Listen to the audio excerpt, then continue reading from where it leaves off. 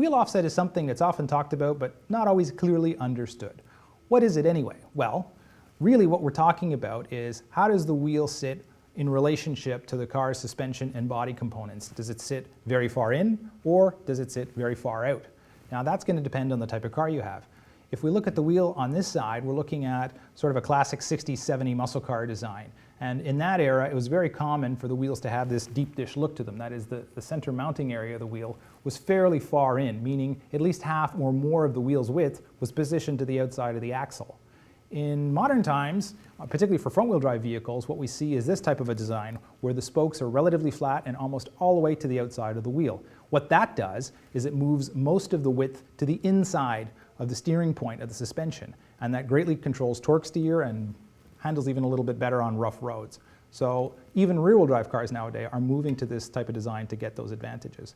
It's important to respect the offset for a couple of reasons. One of them is obviously you don't want an interference problem on your car if it's going to touch the bodywork or if it's going to touch some of the suspension components. But also you want to sort of stay in the right range for the car so that the car drives properly, the way the manufacturer intended. So it steers properly, handles the bumps, does what it's supposed to do.